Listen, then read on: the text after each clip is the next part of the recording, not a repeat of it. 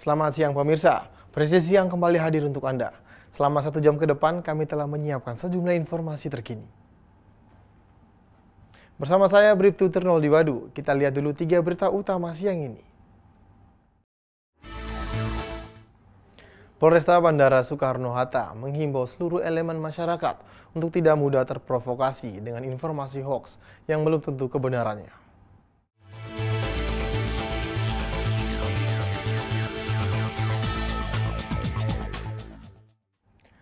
Poluan Polres Bangli melaksanakan kegiatan restocking penebaran benih ikan di perairan Danau Batur.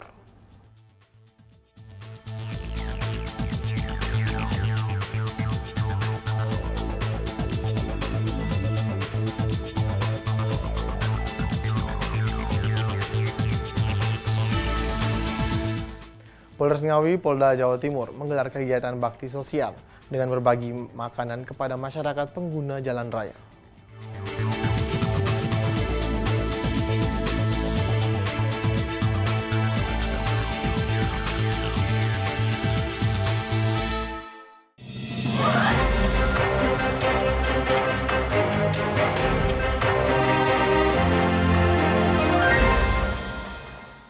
Polresta Bandara Soekarno-Hatta menghimbau seluruh elemen masyarakat untuk tidak mudah terprovokasi dengan informasi hoaks yang belum tentu kebenarannya.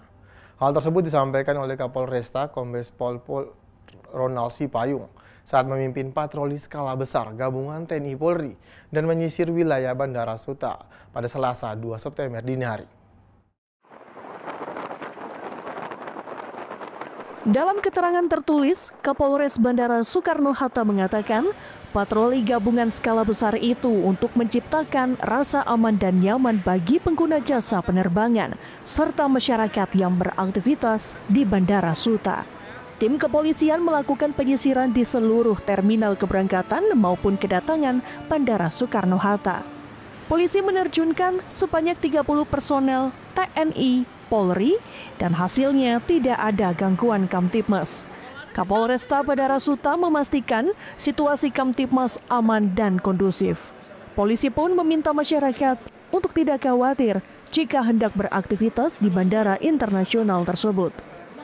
Jadi hari ini kita tim gabungan antara Polres Bandara Soekarno-Hatta, APSEK dan rekan-rekan TNI melaksanakan kegiatan patroli di area terminal yang ada di Bandara Soekarno-Hatta. Kegiatan patroli ini kita laksanakan adalah pertama untuk memastikan bahwa kegiatan penerbangan berjalan dengan baik dan lancar dan normal. Seperti yang kita saksikan bersama bahwa malam ini adalah memang jam keberangkatan ke negara-negara luar internasional. Sehingga cukup banyak aktivitas masyarakat yang akan terbang termasuk yang mengantar. Kemudian yang kedua kami sampaikan bahwa Bandara Soekarno-Hatta ini adalah objek vital nasional. Sehingga kita memastikan Bandara Soekarno-Hatta sebagai pintu gerbang bangsa dan negara ini supaya senantiasa aman dan kondusif.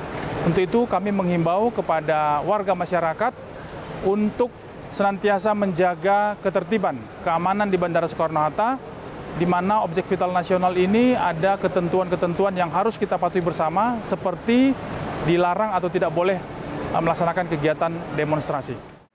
Ronald juga mengimbau kepada masyarakat untuk tetap tenang di tengah situasi yang akhir-akhir ini terjadi. Dia menegaskan bahwa negara melalui TNI, Polri hadir untuk melindungi rakyat Indonesia. Terakhir, Ronald berpesan bila melihat atau mengalami potensi gangguan Kamtibmas agar segera melapor ke petugas kepolisian terdekat atau menghubungi call center 110 Polresta Bandara Soekarno-Hatta. Dari Humas Polres Bandara Suta untuk Polri TV.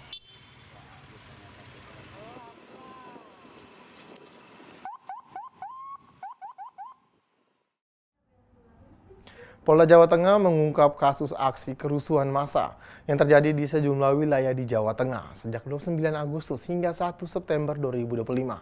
Sebanyak 1.747 pelaku sempat diamankan petugas. Mayoritas dari mereka masih di bawah umur. Berikut laporan dari personel Humas Polda Jawa Tengah, Bribda Aprodita. Terungkap kasus kerusuhan massa di Jawa Tengah dan mengamankan total aksi anarko ada 1.747 yang mayoritasnya masih di bawah umur. Berikut liputannya untuk Anda. Di Reskrimum Polda Jateng, Kombes Pol Dwi Subagio mengatakan sebanyak 687 orang pelaku merupakan orang dewasa, sementara 1.058 orang lainnya adalah anak-anak di bawah umur. Khusus di Reskrimum Polda Jateng, pihaknya menangani 2 kasus aksi kerusuhan. Akibat daripada adanya rusuh massa, telah dilakukan penindakan oleh jajaran kepolisian daerah Jawa Tengah yang diamankan berjumlah 1.747 orang.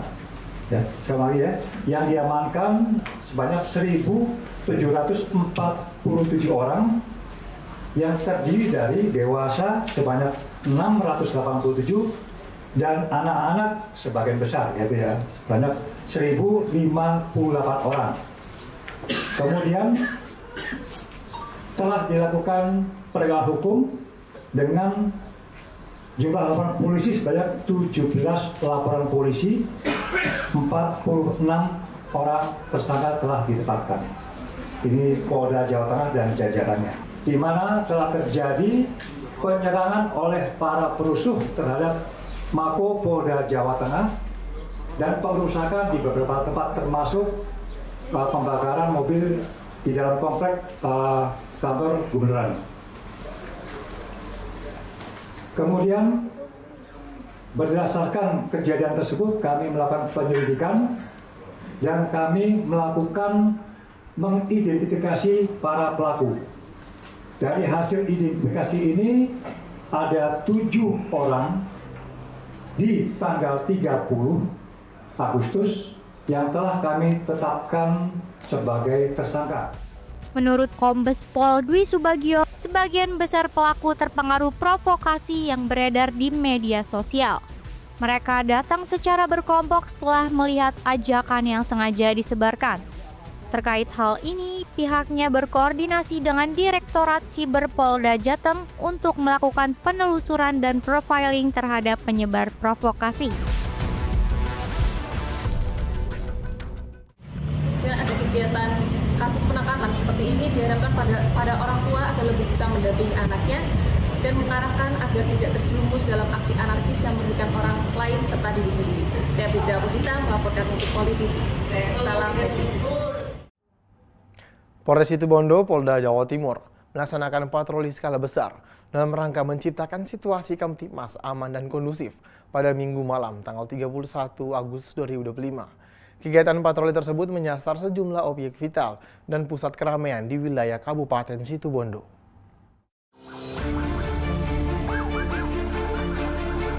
Patroli gabungan ini melibatkan personel Polres Situbondo, Kodim 0823 Situbondo, dan Satpol PP sebagai langkah proaktif guna menyikapi perkembangan situasi terkini guna menciptakan rasa aman dan nyaman di tengah masyarakat.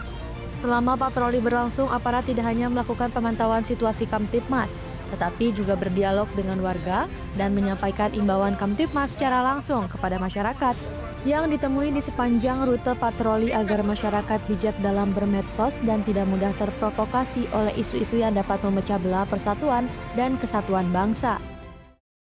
Situasi Kamtibmas beberapa hari belakangan sampai dengan hari ini dapat berjalan dengan kondusif, meskipun ada beberapa kegiatan-kegiatan, aksi-aksi penyampaian aspirasi, semua bisa berjalan dengan tertib, dengan damai, dan dengan lancar. Alhamdulillah berkat dukungan semua pihak, semua elemen masyarakat, sama-sama menjaga Kabupaten Situbondo bisa berjalan dengan kondusif. Ya, itu tentu sudah menjadi perintah dari pimpinan, kemudian kami menindaklanjuti guna mendukung atau menjaga situasi tetap berjalan kondusif. Salah satunya kami Polres dengan Kodim, dengan TNI, kemudian dengan Dinas Perhubungan, Satpol PP, dan juga elemen masyarakat sama-sama melaksanakan patroli semata-mata menjaga wilayah kabupaten di Situbondo berjalan aman, berjalan tertib, dan tidak ada gangguan-gangguan yang berpotensi terhadap terjadinya kekacauan dan lain sebagainya.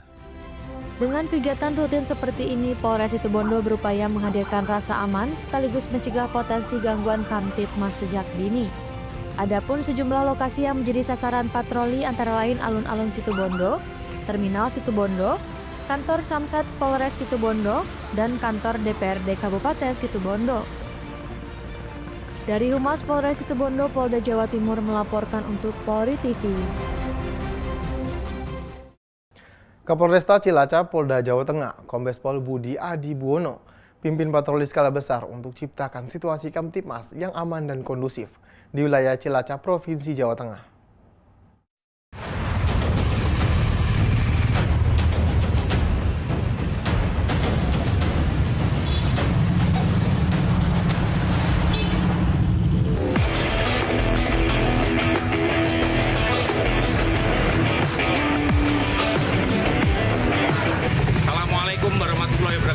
Selamat malam hari ini, hari Senin, tanggal 1 September tahun 2025, kami Polresta Cilacap akan melaksanakan patroli skala besar, yang mana tujuan patroli ini adalah untuk menciptakan kondusivitas wilayah hukum Polresta Cilacap. Kami akan melaksanakan patroli, menyusuri jalan-jalan yang ada di wilayah Kota Cilacap. Tentunya kami juga akan berpatroli di daerah-daerah kerawanan sehingga terciptanya kondusivitas dan wilayah Kabupaten Cilacap aman, tidak ada kejadian menonjol yang akan berdampak kepada masyarakat yang ada di wilayah kita.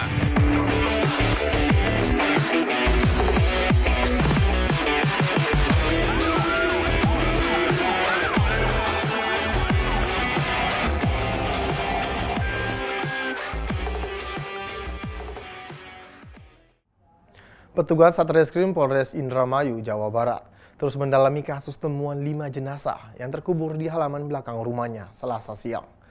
Petugas telah memeriksa 5 orang saksi, serta mengamankan sejumlah barang bukti terkait tewasnya keluarga juragan sembako tersebut. Saat ini petugas masih menunggu hasil otopsi guna memastikan penyebab utama kematian korban sebelum akhirnya dikubur dalam satu liang. Penyelidikan maraton dilakukan petugas Satreskrim Polres Indramayu terkait kasus temuan 5 jenazah di sebuah rumah di Kelurahan Pauman, Kabupaten Indramayu, Selasa siang. Petugas telah membawa ke-5 jenazah juragan sembako tersebut ke Rumah Sakit Bayangkara untuk dilakukan otopsi. Kelimanya merupakan satu keluarga, yakni suami istri Budi dan Eus Sahroni, orang tua serta anak usia 7 tahun dan bayi berusia 8 bulan. Kelimanya ditemukan tewas di dalam satu liang di halaman belakang rumah tak jauh dari pohon nangka. Bahkan seluruh korban diperkirakan telah meninggal lebih dari 2 hari karena sudah mengeluarkan aroma tak sedap. Petugas pun masih menunggu hasil otopsi guna memastikan penyebab utama kematian korban. Dari kasus yang menggemparkan warga Kabupaten Indramayu ini, petugas telah memeriksa 5 orang saksi. Sejumlah barang bukti juga telah diamankan, diantaranya cangkul, ember, serta sprei yang terdapat bercak darah. Petugas pun masih melakukan inventarisir di sekitar lokasi guna memastikan ada atau tidaknya barang-barang korban yang hilang. Untuk tindakan kepolisian telah meminta keterangan sebanyak 5 orang, kemudian jenazah telah dibawa ke Rumah Sakit Bayangkara Losarang Indramayu untuk dilakukan identifikasi dan otopsi. Perlu kami jelaskan bahwa kronologisnya adalah sebagai berikut. Bahwa Polsek Indramayu Kota menerima laporan dari masyarakat perihal adanya bau busuk dari sebuah rumah. Kemudian Kapolsek Kota koordinasi dengan Kasat Reskrim dan tim Inafis yang langsung ke TKP. Di TKP ditunjukilah gundukan tanah di belakang rumah tersebut. Setelah dilakukan penggalian, ditemukanlah diangkat sebanyak 5 jenazah yang mana terdiri dari 3 orang dewasa dan 2 anak-anak. Sementara terungkapnya temuan jenazah ini berawal dari kecurigaan keluarga yang sulit menghubungi korban sejak hari Kamis. Keluarga yang mendatangi rumah dan mendobrak pintu depan terkejut mendapati banyak bercak darah hingga adanya kaki yang menyembul dari gundukan tanah. Dari Humas Polres Indramayu, Polda Jawa Barat melaporkan untuk Polri TV.